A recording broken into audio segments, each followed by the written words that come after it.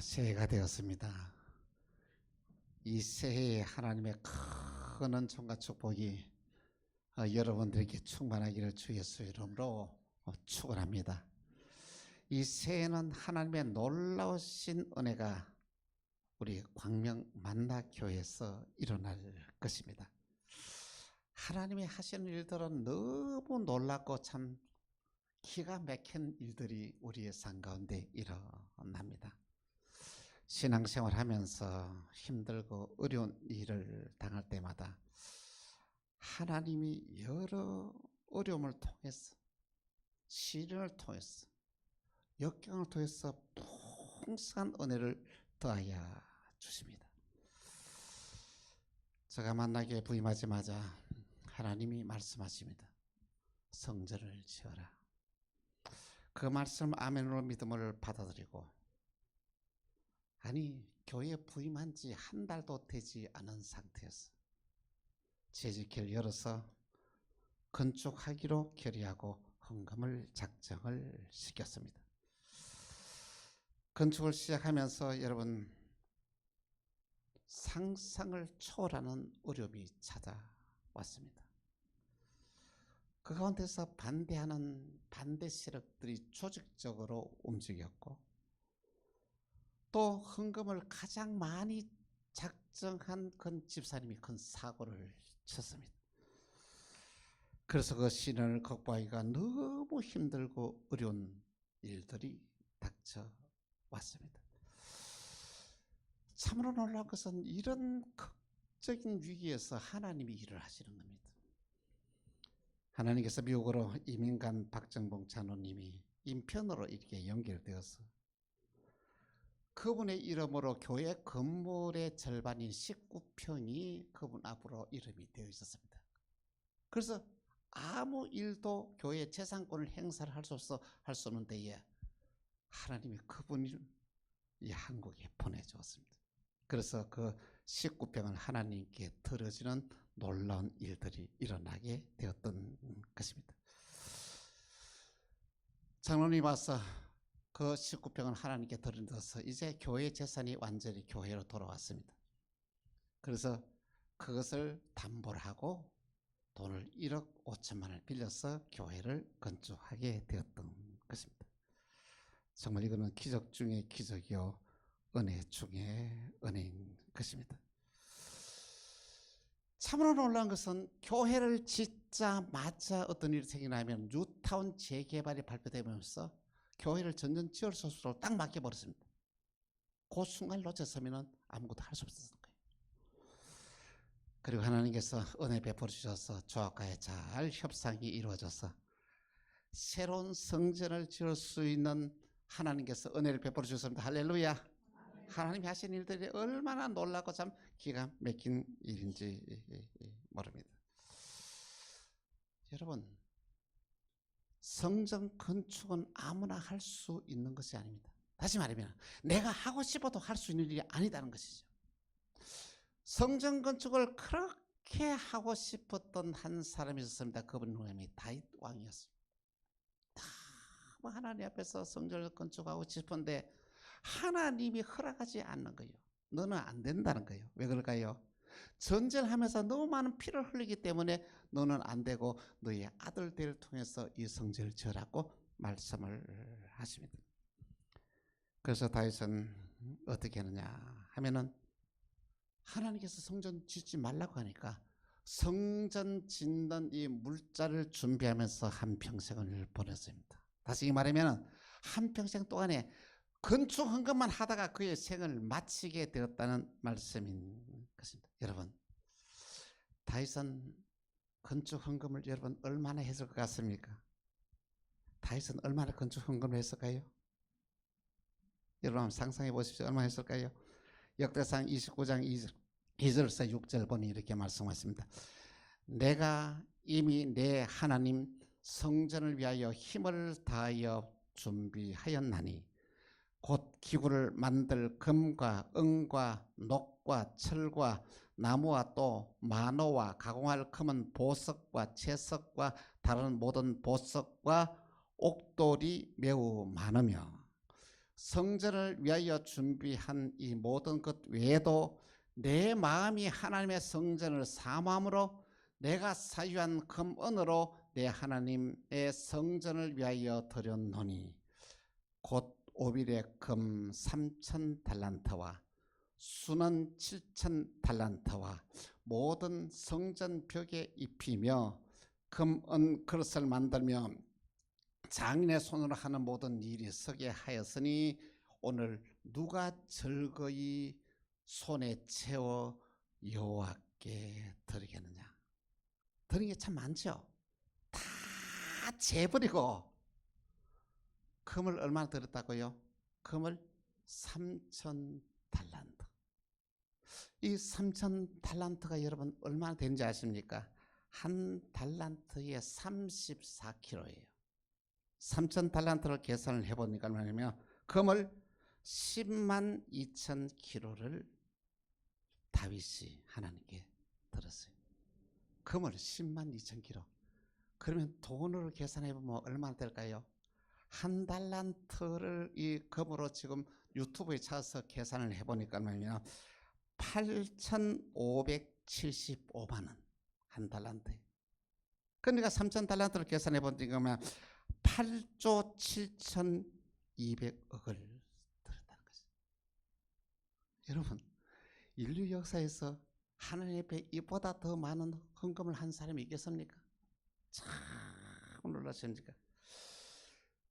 그러면서 이 다윗은 말합니다. 나는 이렇게 하나님께 드리는데 너희들은 하나님께 어떻게 하고 싶었냐 하니까 온 백성들이 감동을 받아요. 특히 유다의 12지파의 지도자들과 이스라엘의 지도자들이 마음을 모아서 하나님께 이 예물을 드리는데 역대상 29장 7절에서 8절 같이 시작. 하나님의 성전 공사를 위하여 금 5,000달란트와 금 10,000달란트와 놋 18,000달란트와 철 10만 달란트를 드리고 보석을 가진 모든 사람은 게르손 사람 여이엘의 손에 맡겨 여호와의 성전 곳간에 들으더라. 할렐루야. 참 놀라운 일이 일어났습니다. 여러분 얼마나 들었어요? 다른 거 다 떼버리고 금을 5,000달러 들었어요. 여러분 다윗 한 사람이 얼마나 들었어요? 3,000달란트를 들었는데 모든 이스라엘 백성의 최고의 고관의 지도자들이 5,000달란트를 들었다는 것이죠. 참 5,000달란트 어마어마하죠. 그렇습니다. 정말로 이 다윗 왕은 상상을 초월한 액수의 예물을 성전 건축을 위하여 드렸습니다. 여러분 현대인들은 하나님 앞에서 예물 드린 것을 너무 아까워해요. 즐겨하지 않습니다. 그래서 어느 교회든지 교회 건축한다 그러면 다 도망가 버리는 거예요. 여러분 우리 광명 만다 교회는 여러분 도망가지 않아도 됩니다. 왜 그런지 아십니까? 하나님이 다 준비를 해 주셨다는 말씀인 것입니다.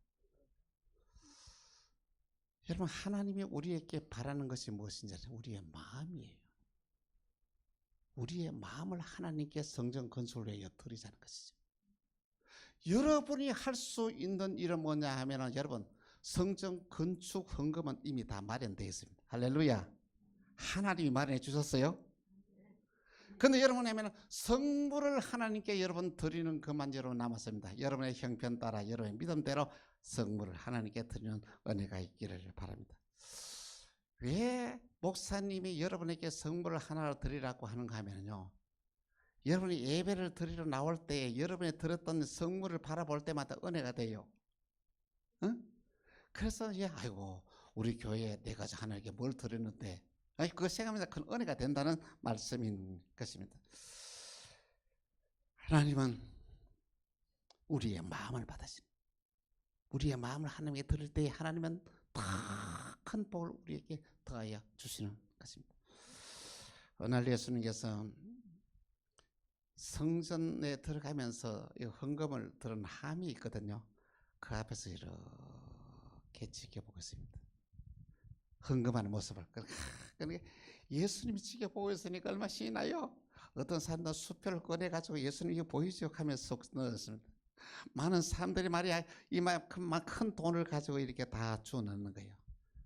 근데 마지막에 한 여인이 오더니만은 두렙돈을 넣었습니다. 이 두렙돈이 얼마나 되느냐 하면은 한화로 1,500원 정도 되는 돈입니다. 이것을 탁 넣는데 예수님이 지켜보시고 난 이후에 제 아들에게 이렇게 말씀하십니다. 마가복음 12장 43절에서 44절 같이 시작. 예수께서 제 아들을 불러다가 이르시되 내가 진실로 너희에게 이르노니 이 가난한 과부는 헌금함에 넣는 모든 사람보다 많이 넣었도다. 그들이 다 풍족한 중에서 넣었거니와 이 과부는 가난한 중에서 자기의 모든 소유 곧 생활비 전부를 넣었나이다. 그렇습니다.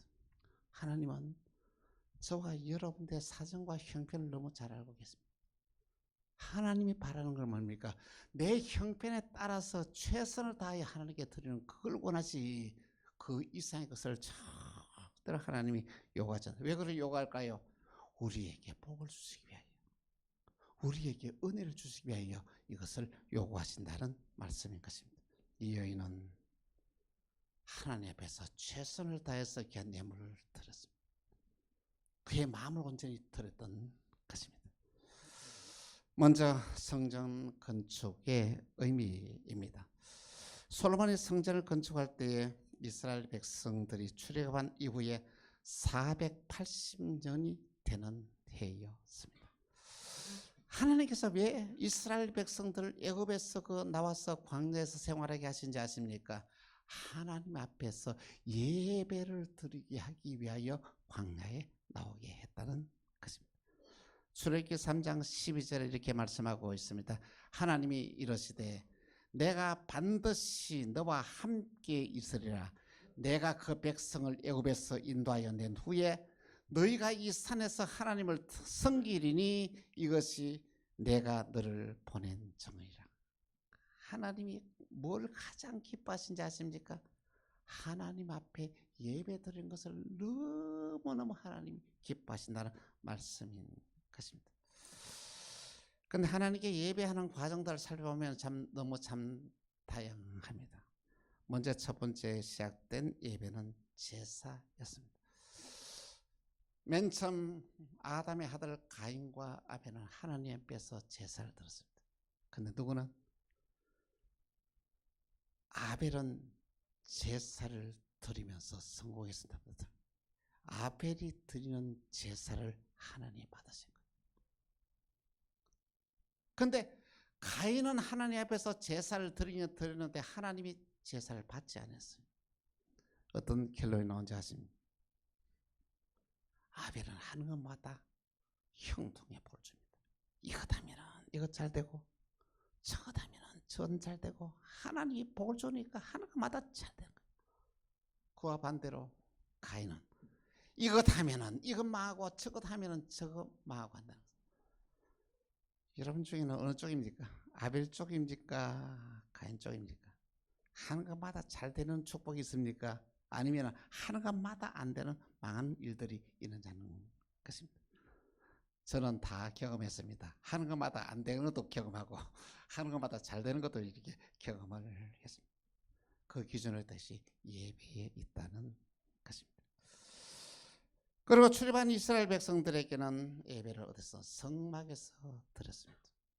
이 성막을 말하면 각종 제사를 하나님께 드렸는데 성막의 제사를 살펴보면은 불을 태워서 드리는 번제가 있고 감사의 제사를 드리는 피 없는 소제가 있고 서로를 화목하게 하는 화목제가 있고 죄를 사하는 속죄제가 있고 서로의 잘못을 용서하는 속건제가 있었습니다. 하나님은 이 성막에서 드리는 귀한 예배를 하나님 받으시고 이스라엘 백성들에게 큰 은혜를 다하여 주었습니다. 그 다음에 솔로몬 왕은 성전을 짓고 이 성전을 하나님 앞에서 예배를 드리는데 하나님은 이 성전에서 드리는 예배에 너무 큰 관심을 가지고 은혜를 더하여 주었습니다. 왕상 8장 29절에서 30절 같이 시작.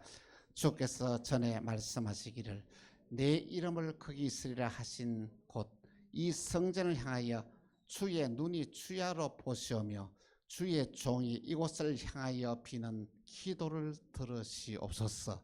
주의 종과 주의 백성 이스라엘이 이곳에서 기도할 때에 주는 그 간구함을 들으시되 주께서 계신 곳 하늘에서 들으시고 들으시사 사하여 주옵소서. 하나님이 어디에 있다고요? 성전에 관심을 가지고 예배 드리는 데 관심을 가지고 귀를 기울이고 들으시고 기도를 들으신다고 말씀을 하였던 것입니다. 예배는 하나님을 만나는 과정입니다. 그리고 예배드리는 처소는 하나님을 만나는 처소다는 것입니다.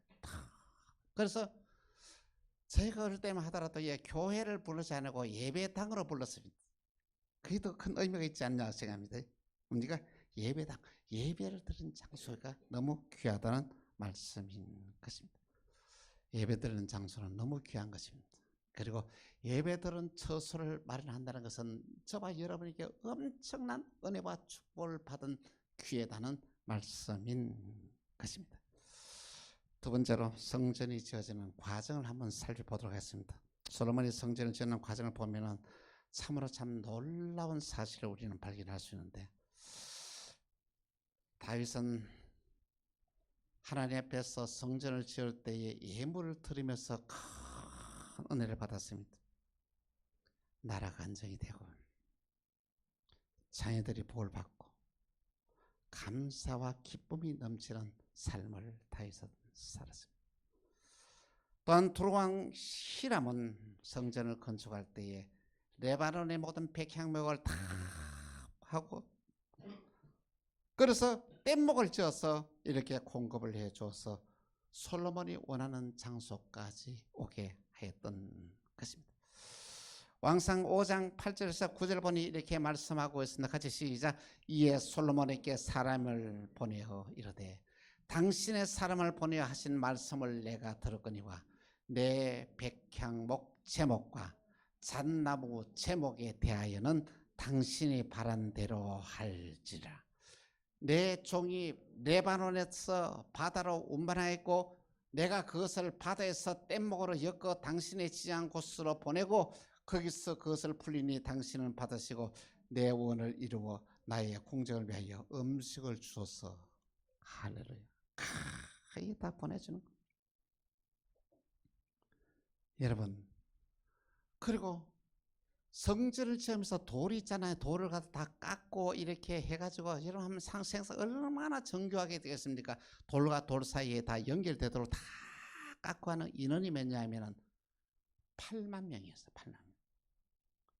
이 성전을 얼마나 지었냐면 7년 동안에 지었어요. 그 수많은 만사에 8만 명이 돌을 깎아냈다면 다른 일을 하는 사람이 또 얼마나 되겠습니까? 그 수많은 많은 사람들이 성전을 지으면서 어떤 일이 일어나냐 하면 여러분 한번 상상해 보겠습니다.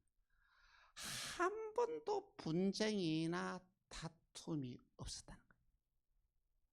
여러분 한두 사람이 아니고 돌 떠는 사람 한 8만 명, 그에 10만 명의 이상의 사람들이 일을 하면서도 서로 도와주고 서로 격려하고 서로 축복하면서 성전을 지었다는 것이 참으로 놀라운 일이 아닙니까? 여러분 교회에서는 절대 분쟁이 있어서는 안 됩니다. 특별히 여러분 금년에는 여러분 어떤 일이 해야 됩니까? 만나는 사람마다 무조건 축복하십시오. 무조건 사랑하십시오. 하나님께서 저와 여러분에게 은혜를 더해 주신다는 것입니다. 다툼과 분쟁이 나면은 성령이 떠납니다. 성령이 떠나면은 이거는 진정한 교회가 아닙니다. 오늘 저와 여러분에게서는 정말로 우리 광명 만나교회가 금년에 지어지면서 여러분 만나는 사람마다 서로 사랑하고 만나는 사람마다 서로 축복해서 정말로 하나님이 이 성전을 짓는 과정을 통해 우리에게 주시는 축복을 하나도 놓치지 말고 받아들이는 저와 여러분 되게 주 예수 이름으로 축원합니다. 그렇습니다. 평화를 이루시는 주님. 우리 교회는 평화를 이루어야 됩니다. 다투지 마십시오. 화해하십시오. 서로 사랑하십시오. 허물을 용서하십시오. 이것이 바로 평화를 이루시는 주님의 마음을 기쁘시게 하는 일입니다. 다음 마지막으로 성전 건축의 축복입니다. 성전 건축은 아무나 할 수 있는 게 아닙니다. 하나님이 은혜를 주셔야만이 할 수 있는 일이라는 것이죠.